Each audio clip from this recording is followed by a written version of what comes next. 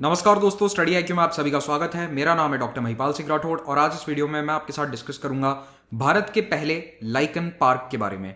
Uttarakhand one विभाग के द्वारा ये लाइकन पार्क स्थापित किया गया है पिथौरागढ़ जिले में। एग्जैक्ट लोकेशन हम जानेंगे, लाइकन क्या होता है और उसकी इंपॉर्टेंस क्या है, ये सब डिस्कस करेंगे हम इस वीडियो में। लेकिन अगर आपने अभी तक स्टडी आईक्यू को सब्सक्राइब नहीं किया है तो सब्सक्राइब बटन पर क्लिक करना ना भूलें और बेल आइकन भी जरूर दबाएं ताकि आप स्टडी आईक्यू की कोई भी इंपॉर्टेंट अपडेट मिस ना करें।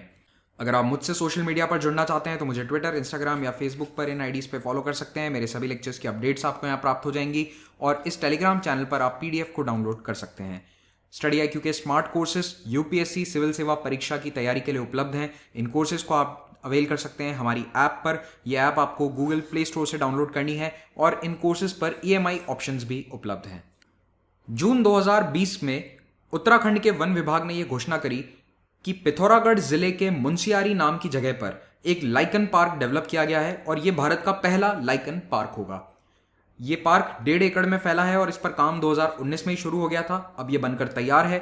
इस पार्क को आम जनता और रिसर्चर्स को अवेलेबल करवाने के लिए वन विभाग ने उत्तराखंड सरकार को प्रस्ताव भेज दिया है और शायद कुछ ही दिनों में यह पार्क ओपन भी हो जाएगा। आइए एक बार मैप में मुंशियारी की लोकेशन देख लेते हैं। तो ये स्थित है उत्तराखंड में। उत्तराखंड में भी जो ये वाला एरिया है ये है पिथौरागढ़ डिस्ट्रिक्ट, जो नेपाल और तिब्बत के बॉर्डर से लगता हुआ इलाका है। और इसी पिथौरागढ़ जिले में मुंशियारी नाम की जगह है।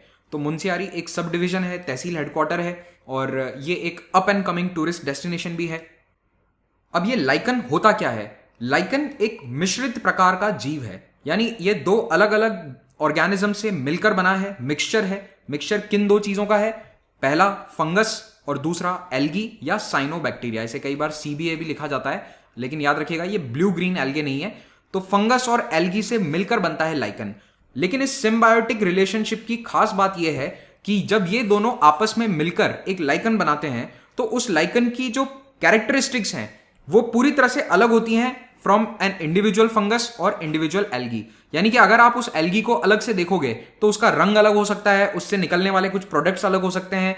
लेकिन जब वो फंगस के साथ मिलकर लाइकन बनाएगी तो वो उसका ना सेम कलर रहेगा ना उसकी सेम प्रॉपर्टीज रहेंगी। तो कुल मिलाकर दो अलग अलग ऑर्गेनिजम्स साथ आते हैं और मिलकर कुछ और ही नया बना देते हैं और यही लाइकन की सबसे खास बात होती है। और क्योंकि इसमें बहुत सारे कॉम्बिनेशंस हो सकते हैं, कोई भी फंगस किसी भी एल्गी के साथ मिलकर लाइकन बनाती है, तो हमें लाइकन्स की हजारों प्रजातियां देखने को मिलती है। There are thousands of species, सब अलग अलग कलर, अलग साइज और अलग फॉर्म में नजर आते हैं। एक रफ आइडिया आपको देता हूं कि एक लाइकन का स्ट्रक्चर कैसा होता है। तो देखो, जनरली फंगस एक फिलामेंटस स्ट्रक्चर बनाता है और इसी फंगस के स्ट्रक्चर के बीच में ये जो ग्रीन कलर के आपको नजर आ रहे हैं सेल, ये होते हैं एल्गी के। तो एल्गी की जो लेयर है वो जस्ट फंगल के लेयर के नीचे होती है और उस जो बेस है जिसको स्ट्रैटम कहा जाता है वो बनाया जाता है फंगस के द्वारा। तो यहां से वो अटैच होती है नीचे वाले सरफेस पे, चाहे वो पेड़ हो, पत्थर हो, और जो टॉप लेयर है उसमें ऊपर से सेकंड लेयर में आप देखेंगे नॉर्मली एल्गी को। तो अब यहां पर दो कंपोनेंट हो गए। एक कंपोनेंट को हम कहते हैं माइकोबायोन्ट। माइको यानी कि फंगस होता है, ओके। फंगस की स्टडी को भी हम क्या कहते हैं? माइकोलॉजी। तो माइकोबायोन्ट हम कहेंगे फंगल पार्टनर को, और जो दूसरा पार्टनर है जो नॉन फंगल पार्टनर है, साइनोबैक्टीरिया भी हो सकता है, एल्गी भी हो सकती है, ये कहलाता है फोटोबायोन्ट। और इस फोटोबायोन्ट की खासियत यह है कि ये फोटोसिंथेसिस करता है क्योंकि इसके पास है क्लोरोफिल।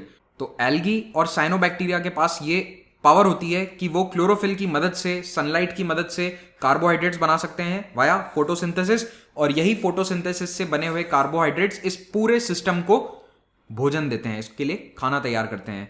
तो फंगस के अंदर फोटोसिंथेसिस की कैपेबिलिटी नहीं होती है लेकिन एल्गी में होती है, इसीलिए ये दोनों मिलकर बनाते हैं लाइकन।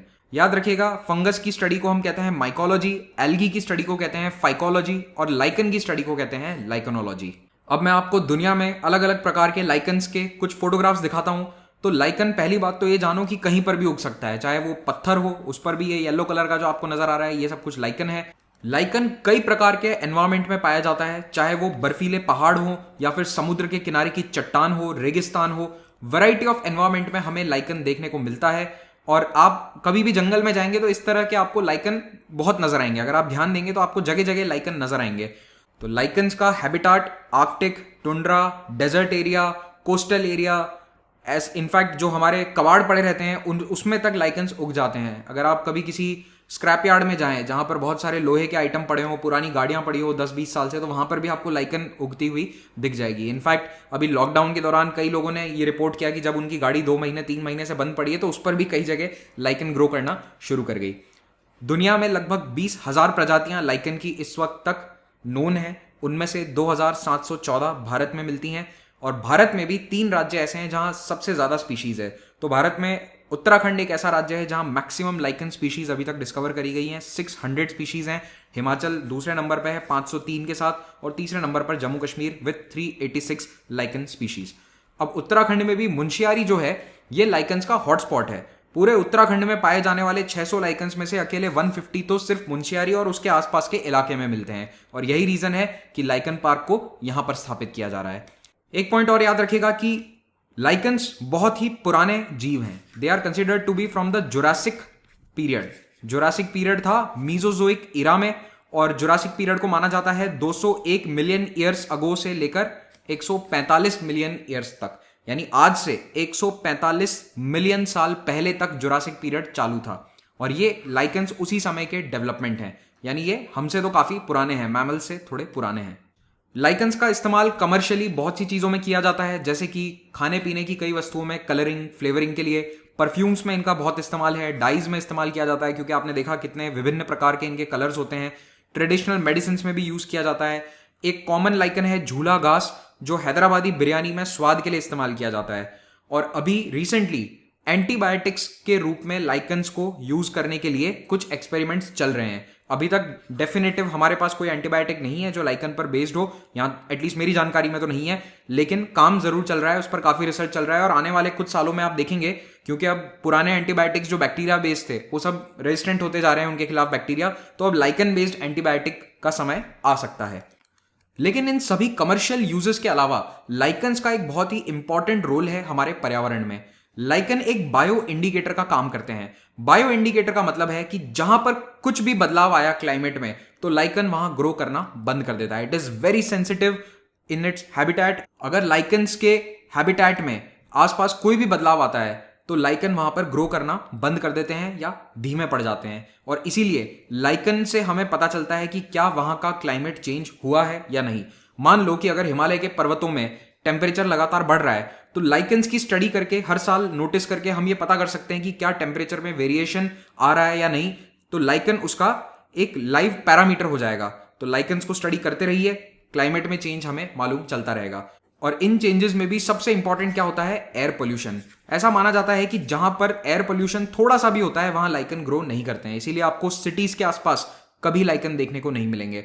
रूरल एरियाज में जरूर मिलेंगे, हिमालय के पहाड़ों में आपको बहुत सारे लाइकन्स मिलेंगे, लेकिन अब वहां पर भी धीरे धीरे पॉल्यूशन बढ़ता जा रहा है, नेचुरल रिसोर्सेज का ओवर एक्सप्लॉयटेशन हो रहा है, अर्बनाइजेशन का प्रेशर बढ़ता जा रहा है, टूरिज्म बढ़ता जा रहा है, प्राकृतिक वातावरण डिस्ट्रॉय हो रहा है, डिफॉरेस्टेशन हो रहा है, और इतनी सारी कार्स आती हैं, इंडस्ट्रीज सेटअप हो रही हैं, तो पॉल्यूशन भी ऑब्वियसली बढ़ेगा। तो इसके कारण अब हिमालय में भी लाइकन्स पर काफी दबाव है। तो उत्तराखंड सरकार एक स्टडी भी स्पॉन्सर कर रही है कि अब लाइकन्स का डिटेल स्टडी किया जाएगा और उससे हमें पर्यावरण के बारे में जानकारी प्राप्त होगी। तो याद रखिएगा, लाइकन्स का सबसे इंपॉर्टेंट एस्पेक्ट है उनका एक बायो इंडिकेटर होना, और उसमें भी एयर पोल्यूशन के बारे में वो हमें काफी जानकारी देते हैं। Thank you very much for watching this. Have a great day.